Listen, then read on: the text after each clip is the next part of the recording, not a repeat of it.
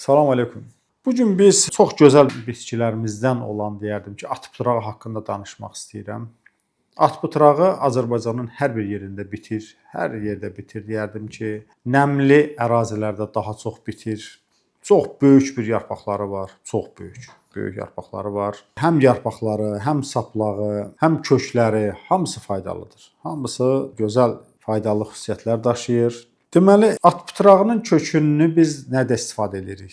Hepatitlərin müalicəsində. Bütün hepatit növlərindən hamısında istər A-da, istər B-də və istər C tipli hepatitlərin müalicəsində və hepatitlərin müalicəsi zamanı qaraciyər zədələnməsi əmələ gəlmişdirsə də yenə də istifadə olunur və qaraciyəri yeniləyici, hepatoprotektor xüsusiyyətləri özündə daşıyan gözəl bir bitkidir. Öd istehsalını artırır, qaraciyərin işini yüngülləşdirir, qaraciyərin motor sekretor funksiyasını artırır, qaraciyər toxumasını yeniləyir, öd durğunluğunu aradan qaldırır. Bax, məsələn, öd durğunluğunu aradan qaldırmaq insan orqanizminə o qədər faydalıdır ki, təsəvvür eləyin ki, öd durğunluğu aradan qalxarsa, öd istehsalı artarsa əgər, bu insanlarda köp olmur, qəbizlik olmur, həzm daha yaxşı gedir, qarın şişmələr olmur, bağırsaqlar daha yaxşı çalışır.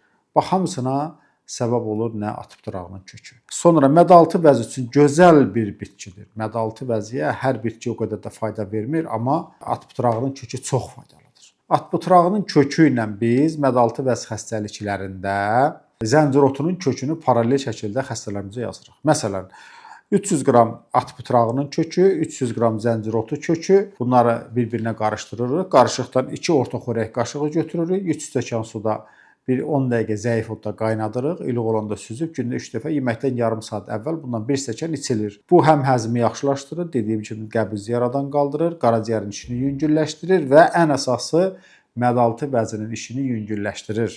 Mədaltı vəzindən əmələ gəlmiş xroniki pankreatit və kəskin pankreatit əlamətləri aradan qalxır. Baxın, insan var ki, belə kəmərvari ağrılar olur. Bu ağrılar bir müddətdən sonra rahat şəkildə aradan qalxır. Hətta zəncirotun kökü biraz acımtıl dadı var. At pıtrağı kökündə o qədər acımtıl dadı olmadığından at pıtrağı kökünü mədaltı vəzi xəstəliklərində siz tək də qəbul edə bilərsiniz. 2 orta xörək qaşığı 3 stəkan suda 10 dəqiqə qaynadırsınız, 15 dəqiqədən sonra süzüb gündə 3 dəfə yeməkdən əvvəl, yarım saat əvvəl bundan 1 stəkan içə bilərsiniz. At pıtrağı nəinki dediyim kimi tək kökləri yox, eyni zamanda yarpaqları da çox faydalıdır. Deməli, hissəvi bax məsələn saç tökülmələr olur, hissəvi, yumurta kimi bax belə olur. Bu zaman at pıtrağının yarpaqlarını ət maşından keçirib ora qoyub bağlamaq saçların əmələ gəlməsinə səbəb olur.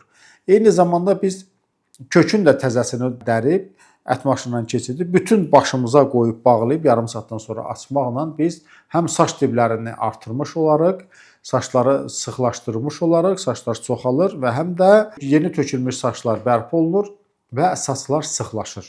Saçların həcmi də qalınlaşır. Sovetin vaxtından belə indiyə qədər, indi bu dəqiqə hal-hazırda var, repeyni maslo. Bax, o at pıtrağının köküdür. Yəni, at pıtrağı elə evini qədimdən biz həmişə bilmişik ki, saçlar üçün mükəmməldir. Və hətta at pıtrağının çayının içilməsi, tez-tez çayının içilməsi də saçları qalınlaşdırır. Deməli, ərəblərdə bir yemək var, maluxiya adında bir yemək var, maluxiya. At pıtrağının Yaşıl təzə yarpaqlarından. hazır. At pıtrağı yığılır, qaynadılır və ət maşından keçirilir və yaxud da xırdalanır, doğranılır və bu biraz qovrulur və buna əlavə olaraq, məsələn, üstünə ət qoya bilərsiniz və yaxud da ki, ət suyunu əlavə edib buna ət qovrulmuşunu da üstünə qoya bilərsiniz. Yəni, başqa göyərtilər necə qovrulur, hazır ortaya gətirilir. Bu maluxiya da ondan da çox qovrulmur. Ət suyu ilə belə qarışdırılanda biraz yumuşaq və ən əsası odur ki, jeleli olur, jeleli, jelatinli. Bax, belə bir süzəndə, bax, belə süzəndə görürsünüz ki, belə saqqız kimi dartılır. Bu o deməkdir ki, bax, həmin onun tərkibindəki olan selik bizim mədə bağırsağımız üçün çox faydalıdır.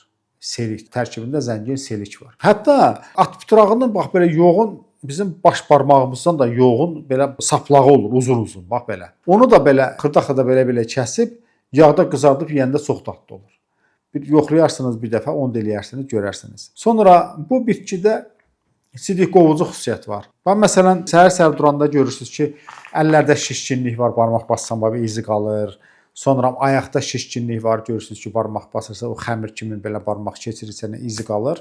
Bax, bu zaman da at pıtrağının köklərini dediyim formada qaynadıb içmək onları təmizləyir. Şişkinliklər olmur, nə əldə şişmə olur, nə ayaqda şişmə olur.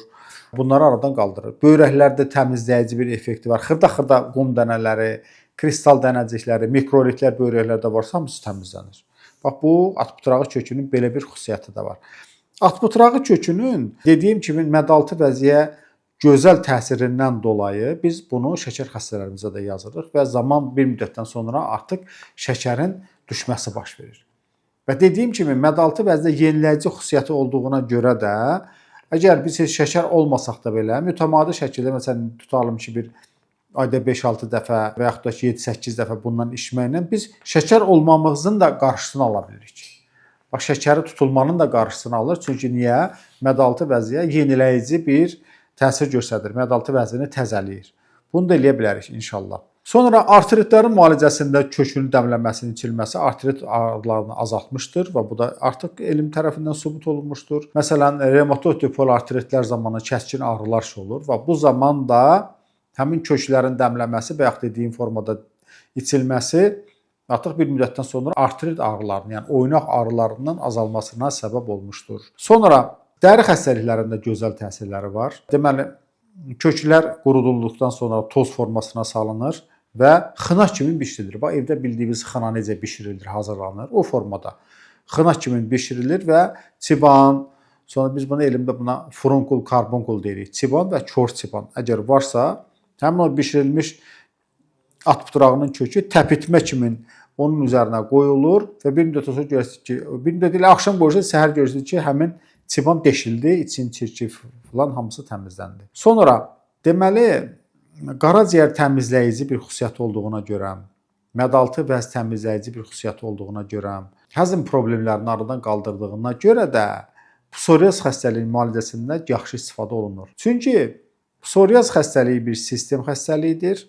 Psoriaz xəstəliyi özü bağırsağa bağlı bir xəstəlikdir. Yəni bağırsaq əgər çirkli olarsa, biz bağırsağımızı gündə bu şirniyyatlarından, gərəksiz şeylərlə, sənəy məhsullarla zədələyəriksə əgər, mütləqdir ki, psoriaz xəstəliyi kəskinləşəcək. Bax, bunun qarşısını almaq üçün də köklərinin içilməsi çox faydalıdır. Sonra müxtəlif mənşəli allergiyaların müalicəsində gözəl təsiri var. Yenə deyirəm, köklərin qaynadılmışın içilməsi allerji xəstəliklərdə çox faydalıdır. Sonra xolesterin və xolesterin sələflərini aşağı salır. Bədəndəki pis xolesterini aşağı salır. Damarların içini təmizləyir. Bax, belə bir xüsusiyyəti də var. İnsana gümrahlıq verir. Halsızlığı və yorğunluğu da aradan qaldırır. Bu qədər. Yəni, belə deyərdim ki, Allah Taala heç bir bitkini boş-boşuna yaratmayıb. Hər bir bitkidə insanlar üçün müxtəlif faydalar var. Bəzilərində çox var, bəzilərində az var. Mən deyərdim ki, bax, atbutrağının kökü faydaları çox olan bitkilərdəndir. Sadəcə olaraq insanlara sevdirmək və istifadə eləmək lazımdır inşallah. Allah hamıya şəfa versin, biz də içində amin. Sağ olun.